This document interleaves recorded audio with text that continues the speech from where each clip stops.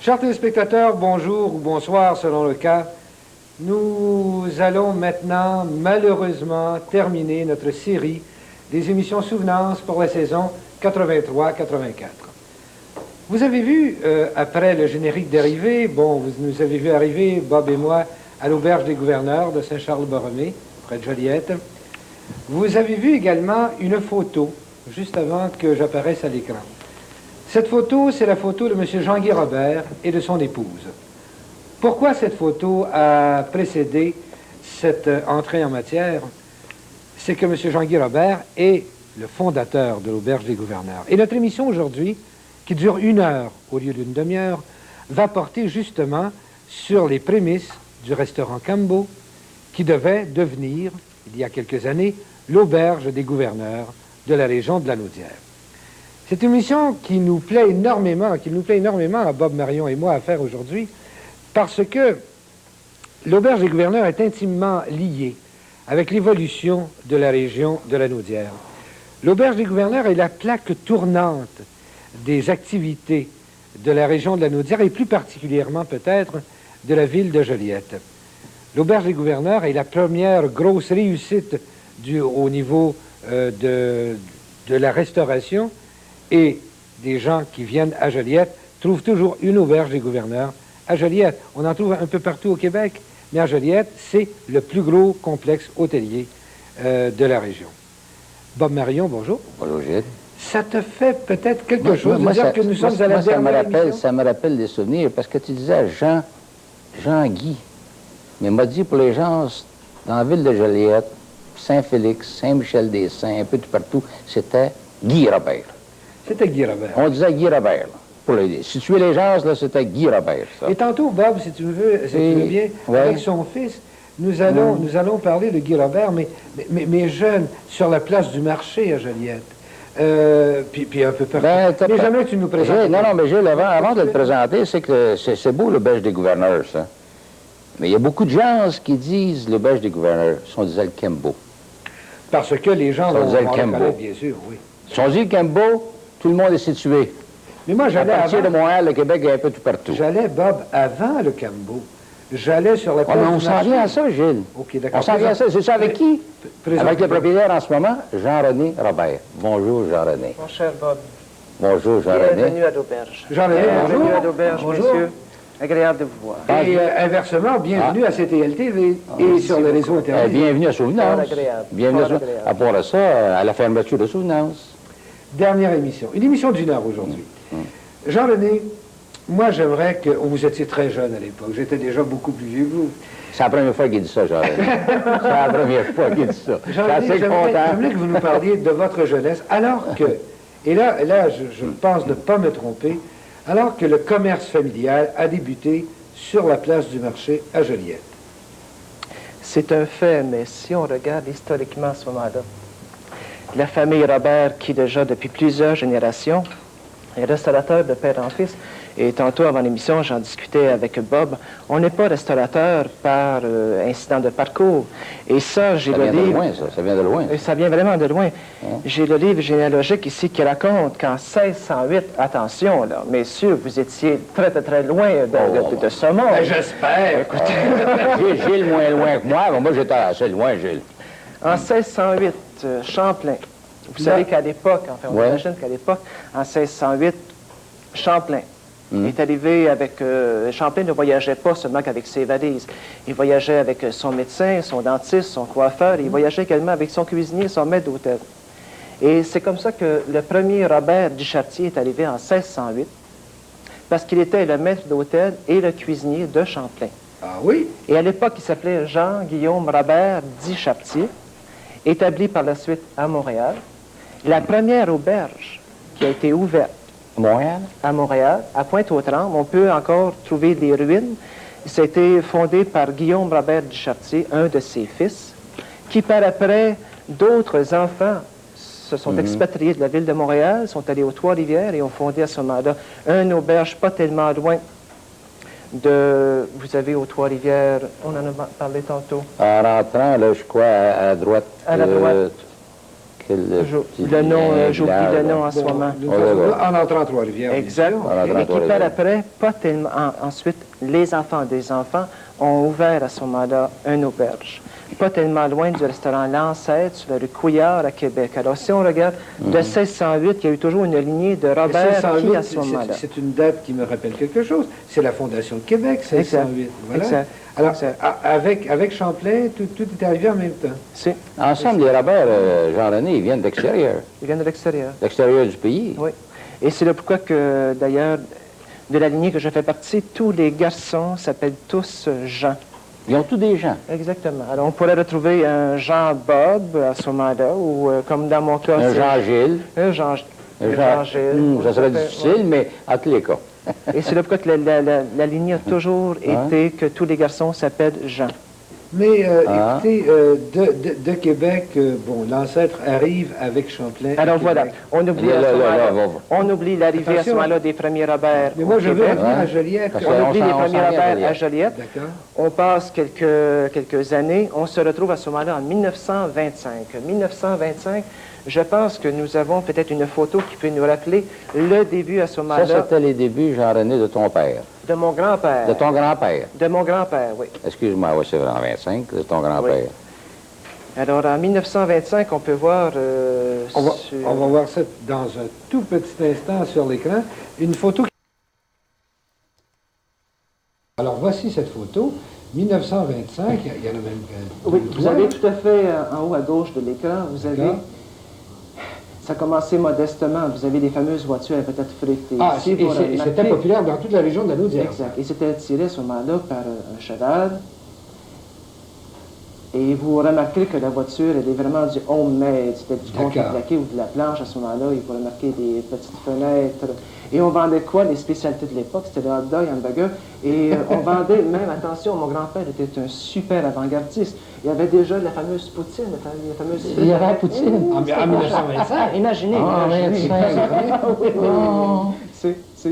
Ici, sur la même photo, on a d'autres choses à voir. Bon, d'accord.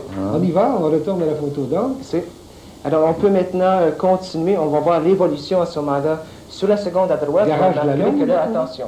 Garage Lalonde. Monsieur Bob, peut-être... Garage Lalonde, c'était sur la rue de l'Étang, vers la rivière, en bas, là. Là où est le musée d'art présentement. Pour situer, c'est ça. Juste à côté, là. Juste à côté. Et si on regarde quelques années plus tard, dans la photo du bas, on peut à ce moment-là constater qu'il y a eu une évolution. Le petit autobus, on a passé du cheval tiré, qui tirait à ce moment-là la charrette, c'est-à-dire à ce moment-là par un mini-autobus. Le grand-père a fait des sous, il a investi pour aller à ce moment-là plus loin. Et on voit, ça c'est le frère de mon père, qui s'appelle Roger. Ah bon? Dans ce temps-là, Jean-René, c'est que la voiture avec le cheval n'arrêtait pas autour de la place du marché, elle se promenait dans la ville. Oui, parce qu'il fallait un permis à l'époque. Et le permis, on n'avait pas obtenu le permis. Ils étaient obligés de continuellement, ils avaient droit à un arrêt de 15 minutes, pas plus. Évidemment, vous allez comprendre que pour parler de l'évolution de l'auberge du gouverneur et en parler vraiment avec profondeur, ça nous parlerait d'une émission de 2 heures. Or, nous n'avons qu'une heure à notre disposition.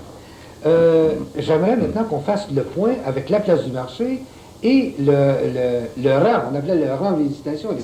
D'ailleurs, plusieurs personnes l'appellent encore le rang visitation. À Saint-Charles-Borromée. Comment ça s'est produit, ça, monsieur le Comment ça s'est produit?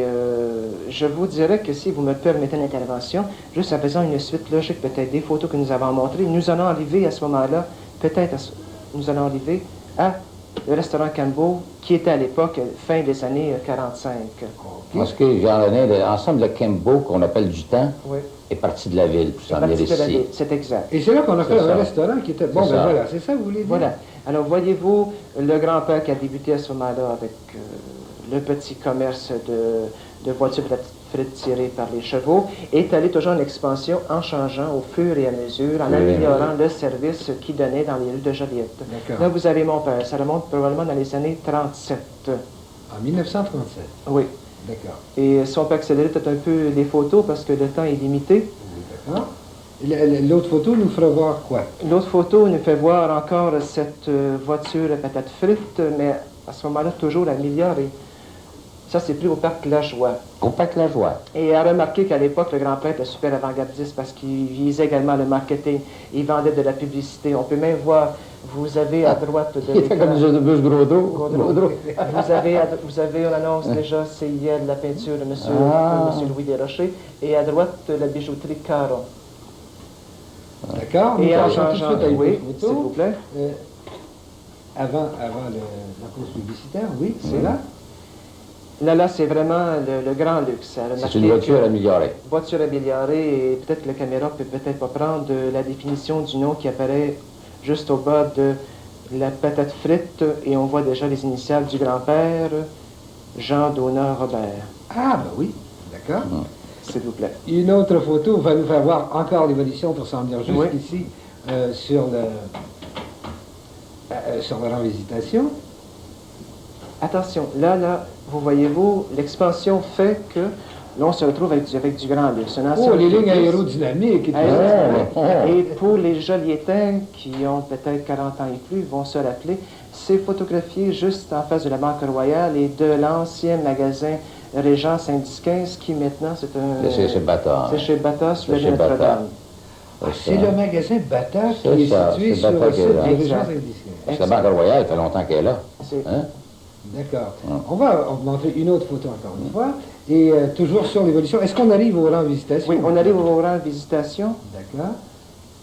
Voilà. Au rang visitation, vous avez à la gauche de l'écran Mme Liliane Latour, une jeune fille fort coquette. Et ça, je dois vous dire, j'avais une mère fort jolie. C'était votre mère. Exactement. Ta mère, on peut dire ça, Jean-René, était très jolie. Je pense. Bon, on le voit. Très jolie. On le constate. Alors, vous avez maman qui a 18 ans et papa qui a 19 ans. Ils sont déjà mariés depuis déjà 1 an. Nous sommes en quelle année, M. Robin? Fin des années 45. Fin 45, oui. D'accord. Alors, ils décident donc tous les deux. Ils sont allés voir, ils m'ont expliqué un peu l'historique du Cambo, parce qu'attention, le mot Cambo, les gens disent, il me semble que de nos jours, Ils ont plus ça où? Ça sonne curieux. Mais le Cambo, c'est un nom amérindien qui veut dire grand chef. Papa et maman me racontaient qu'ils étaient allés, vous êtes trop jeune pour vous en rappeler, mais il y avait un cinéma qui s'appelait Le Passe-Temps. Moi, je ne m'en rappelle pas. Peut-être Gilles doit s'en rappeler. Alors, Gilles, vous voilà bien. Bon, je faisais une émission au cinéma Passe-Temps. Alors, je me souviens, c'est une émission de radio. je pense. De CJSO, une émission de radio qui s'appelait Les Joyeux Pinsons. Bon, ça rappelle des souvenirs, ça. Alors, il y a eu un film avec un super-héros qui, nous, on a connu un peu l'époque de Tarzan et puis de Zorro. Oui. Mais à l'époque, il y avait un super chef indien qui s'appelait Cambo. Ah bon? Ah. Alors, et Cambo voulait dire grand chef. Alors, de ce nom amérindien, on l'a transposé. Alors, cet homme et cette femme-là étant mariés, papa me racontait qu'ils avaient regardé les terrains sur la route de Saint-Félix. Ils trouvaient qu'il y avait quand même beaucoup plus d'achalandage. Mais le pif de mon père, parce qu'attention, les Robert ont le pif. Ah bon? Mon père était venu, à l'époque, on appelait ça la péningue, qui grosso modo, péningue, c'était un peu la déformation du nom qui voulait dire Pine Inn. Jean-René, juste en face, à peu près de billets ou en face, c'était le parc Summer. chez l'époque. Puis il y avait beaucoup de gens... On en apprend tout le temps. De Pax Summer. Il y avait beaucoup de gens qui disaient, ton père n'était pas été fou. Alors, mon père, voyant à ce moment-là que le rang Visitation, et attention, on ne se pas il y a 35 ans et plus, c'était un chemin de terre. Et lorsque vous quittiez à ce moment-là, à 5 km d'ici, la ville de Joliette, c'était vraiment des fers. Ouais, ça à tête. Sauf que vous aviez deux emplacements qui, à ce moment-là, réunissaient à tous les étés un groupement de familles tchécoslovaques et un groupement de familles juives. Mais somme toute, c'était pas vraiment un endroit commercial. Ah, ben, pas du Non, non, mais hein? excusez-moi, quand je vous parle du Pax Summer, c'est parce qu'il parle des familles juives, là. D'accord. Il était ici les familles juives de Montréal, c'était un pacte, c'était pas des maisons, tu sais, ils restaient tout ensemble. Il y en avait, c'était considérable, de l'autre bord de la rue ici. Alors, qui veut dire, son père, quand il est venu ici, il est de jeune clientèle déjà. Exact. Alors Bob, monsieur Robert, si vous voulez me permettre, nous avons fait l'évolution jusqu'au restaurant Cambo. Dans un instant, nous partirons du Cambo pour venir jusqu'à l'auberge des gouverneurs. À la bonne heure. Entre-temps, un petit message de la commission de formation professionnelle. OK. Fin des années 45, le restaurant Cambo, rend Visitation Saint-Charles-le-Borromée.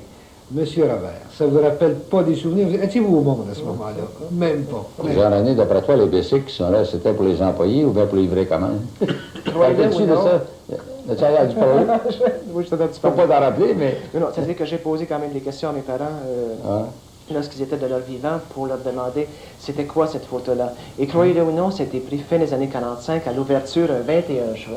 Pas des clients qui venaient en bicycle? Et c'était des clients qui venaient en bicycle. Ce sont des clients qui, à l'époque, étaient venus à l'ouverture. Et croyez-le ou non, je peux vous raconter une anecdote, je me souviens, ma mère me parlait de ça.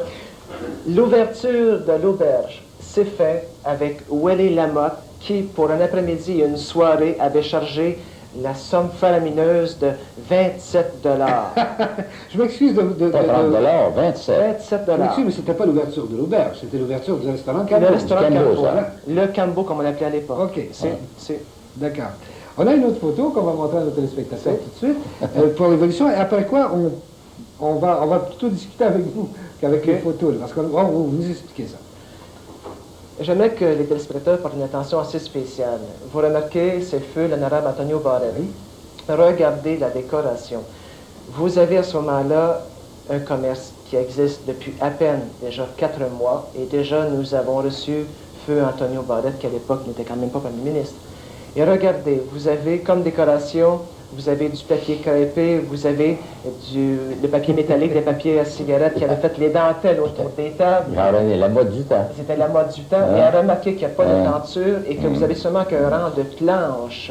L'intérieur n'est même pas terminé. Quel changement avec aujourd'hui. Et maman m'expliquait qu'à ce moment-là, ils avaient eu, imaginez, 102 personnes dans un établissement qui en contenait peut-être 40 à l'époque. C'était extraordinaire. Et c'était vraiment, oui, c'était extraordinaire.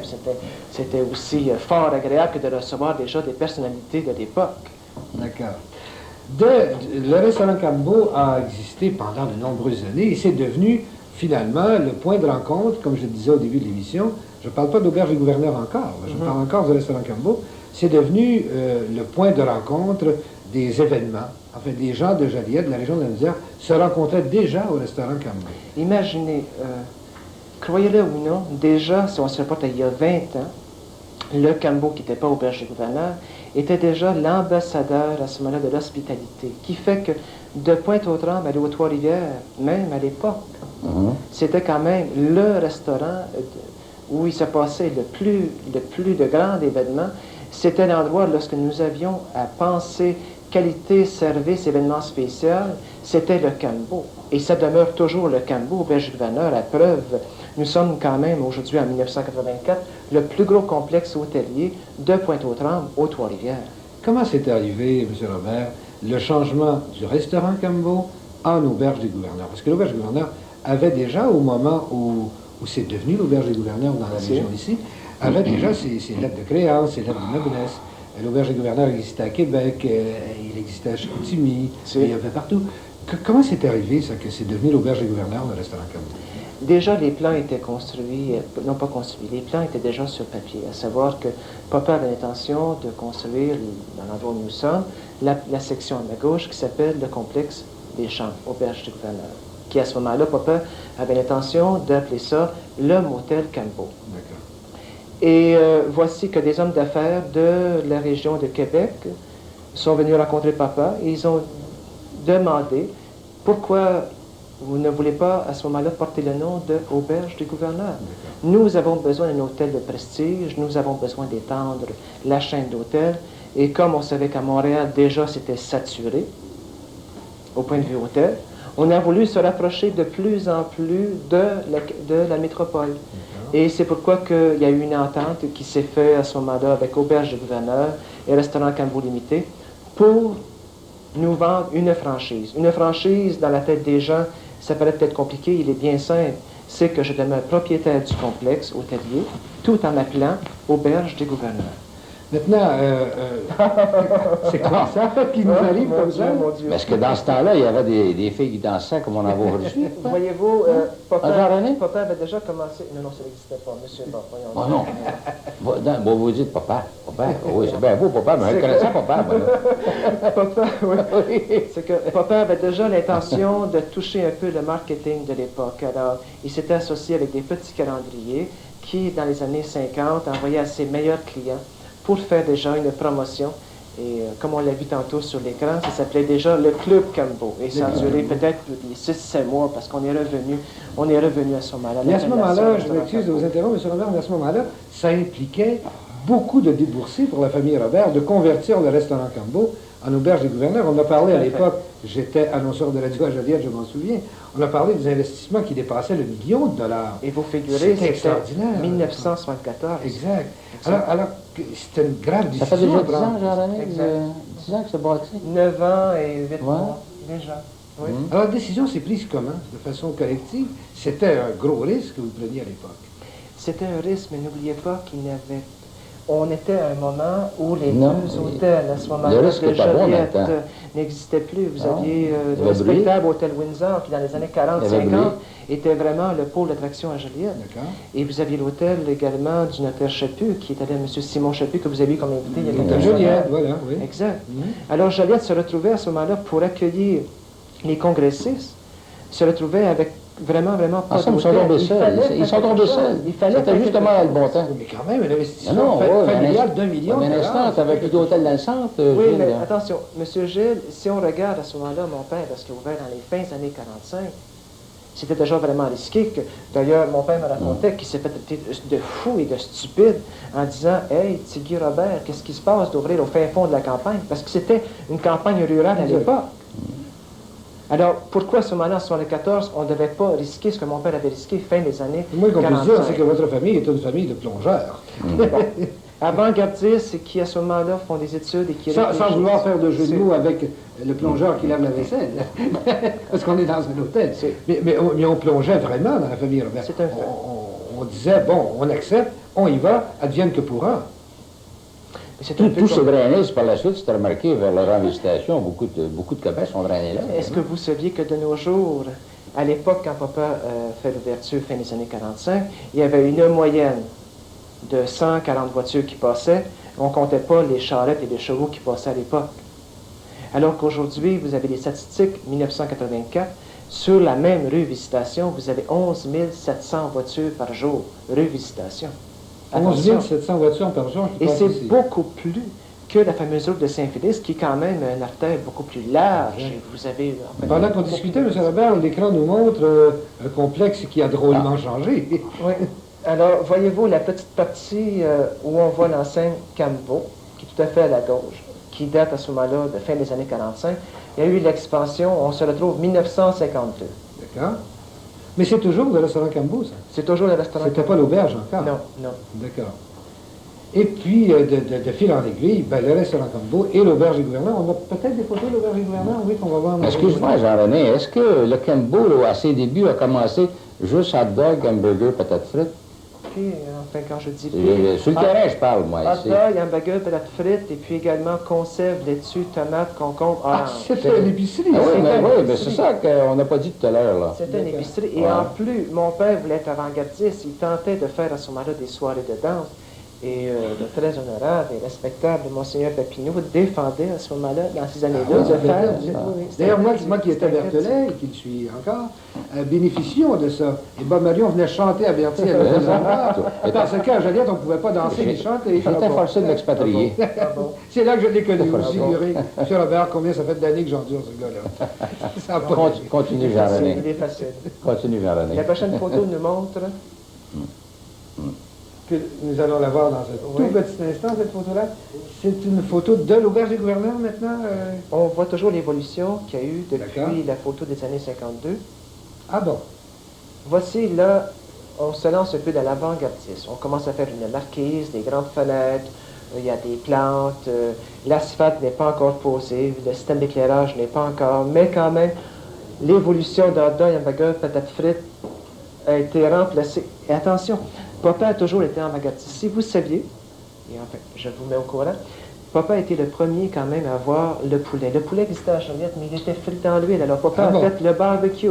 Le premier barbecue et les premiers mets chinois, c'était le Cambo. Et je me souviens, j'étais petit bonhomme, et nous avions les livreurs qui, à ce moment-là, prenaient les commandes ici et allaient livrer au centre-ville de Joliette. Ça faisait quand même un bon bout de chemin. Hein? Exact. C'était vraiment de l'avant-gardisme, ça. Une autre photo.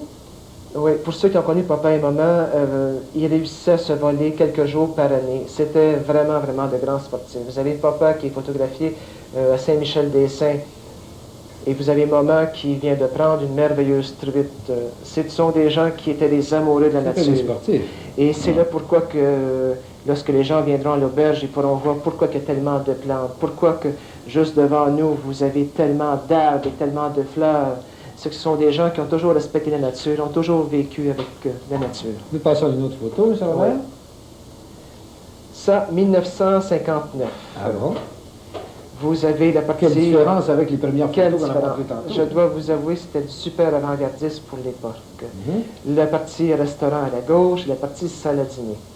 Et je me souviens, à l'époque, j'étais boss boy, et nous avions déjà en 57 les fameux escargots.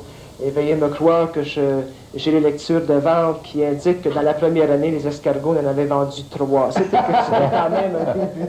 Les gens avaient peur de goûter à ces petites bêtes. D'accord, une autre photo. Rapidement, parce que le temps presse. Alors, l'intérieur du restaurant, si on va un peu vers le fond, vous avez la salle à manger. Et la caméra ne peut pas prendre la photo de la machine à cigarettes, mais les cigarettes se vendaient 35 sous à l'époque. 35 sous à l'époque. Oui. Extraordinaire. Oui. L'autre photo. Nous passons à une autre photo rapidement, oui. Voici 1964. Ça, c'est le Cambo du temps amélioré. Excusez-moi, 1967, parce que vous avez à ce moment-là, à droite, tout à fait en haut de l'écran, le salon Maxima. À gauche, la partie restaurant. Et tout à fait en bas de l'écran, vous avez la façade. Alors, tout à fait amélioré. À ce moment-là, Jean-René, est-ce que les salles étaient bâties en arrière? Oui, c'était construit. C'était construit, ça? Oui. Et depuis tantôt qu'on parle de papa et de maman, ils nous ont quittés pour un monde meilleur. Voici la dernière photo qui remonte à il y a 10 ans. Vous avez vu au début de l'émission la jolie petite dame, demoiselle de Notre-Dame-de-Lourdes, Liliane Latour-Robert.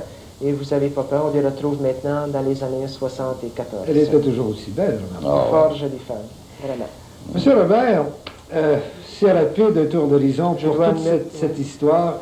Nous en sommes déjà rendus à la fin de cette, de cette histoire d'évolution de l'auberge des gouverneurs à Joliette, partant de la machine à patates frites, comme on le disait à l'époque, en passant par le restaurant Cambo et arriver maintenant à ce prestigieux hôtel des auberges des gouverneurs. Monsieur Robert, votre expérience, vous êtes entré dans le domaine à quel âge? J'avais 6 ans. Vous aviez 6 ans et déjà vous étiez attiré par le domaine hôtelier. C'est ça. Déjà à 6 ans, maman m'initiait à la cuisine, à peler les pommes de terre et déjà, avec le torchon à la main, de tenir la cuisine propre. Et toujours à ce moment-là, même m'entraîner bien souvent les soirs d'abondance, à voir à ce moment-là, à mettre avec sévérité, il était assez sévère, les parents, je crois. Monsieur Robert, ceci nous amène à la fin de notre série d'émissions pour la saison. Excuse-moi, avant que ça se termine, il a dû se passer quelque chose dans la vie de René. Une anecdote quelconque. En somme, il est comme tous les enfants, comme tous les gens, les jeunes qui ont vieilli. Il a dû faire quelque chose de bon ou de pas bon. Oui, il est arrivé quand même avec, écoutez, quand même 25 ans et plus. Oui, ça doit. De bonnes et Ça de mauvaises doit. expériences, mais je pense, monsieur Bob, que nous sommes limités par le temps. Par le temps. Bon, on peut se reprendre quand même un jour. Mais disons quelque... Ce que je peux vous dire, c'est que rapidement, il m'est arrivé, oui, de faire flamber. Écoutez, ce sont quand même des choses qui arrivent dans tous les milieux d'hôtellerie et restauration. Tout n'est pas toujours parfait. Il arrive quand même quelquefois des incidents. Je peux vous raconter que dans mes longues années, qui m'en est de 6 ans à l'âge que j'ai, en passant du boss boy, à ce moment-là, à la conciergerie, à la cuisine, au service de table, au maître d'hôtel, la formation que j'ai eue et maintenant dans l'être propriétaire et président de la compagnie, j'ai un agréable souvenir que je retrouve quelquefois cette cliente-là qui revient encore. J'ai déjà fait flamber la perruque d'une cliente. Ah non!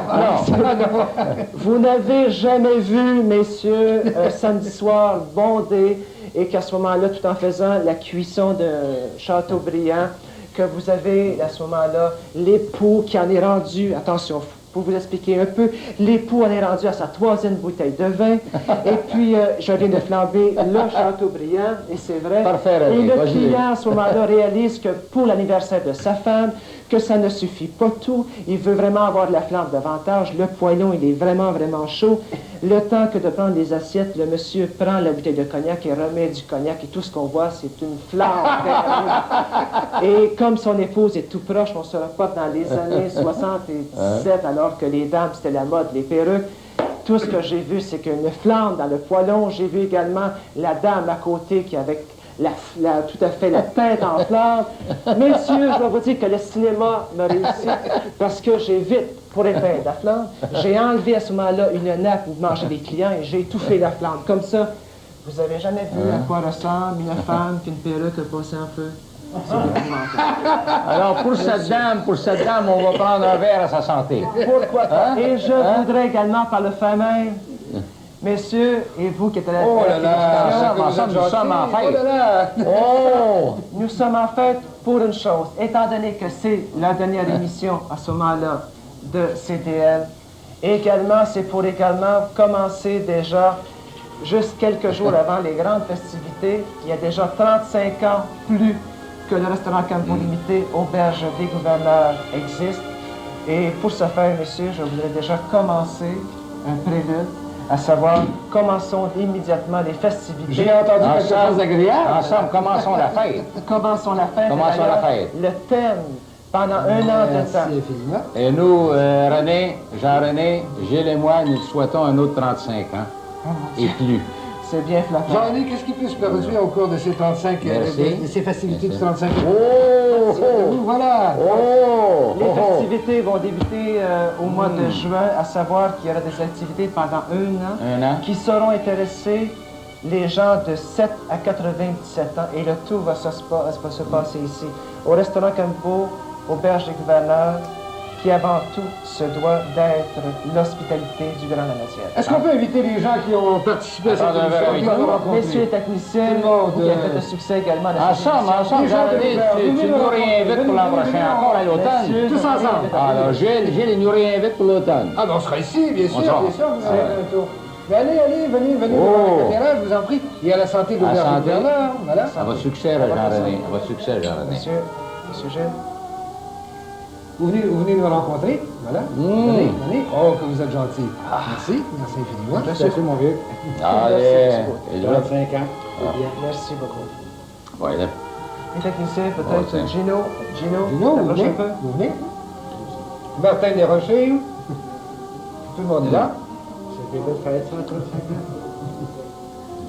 C'est magnifique. Chers téléspectateurs, pendant que ces gens-là vont discuter ensemble, moi j'aimerais vous rappeler que notre série d'émissions... Gilles? Nous sommes rendus à la fin, malheureusement. Parce que mon micro... Vous avez shadé là, votre micro. Oh, mon micro est là. Alors, excuse-moi, Jean-René, Jean-René, reste avec nous, Viens, Jean-René, c'est pas pour dire bonsoir à tout le monde. Chers téléspectateurs, non, ce que je... Non, si tu viens pas, excuse-moi, si tu viens pas, Jean-René, il va te prendre la place. Ce que je voulais dire à nos téléspectateurs, c'est que ceci termine la première série d'émissions, cette série d'émissions de l'année des émissions souvenances.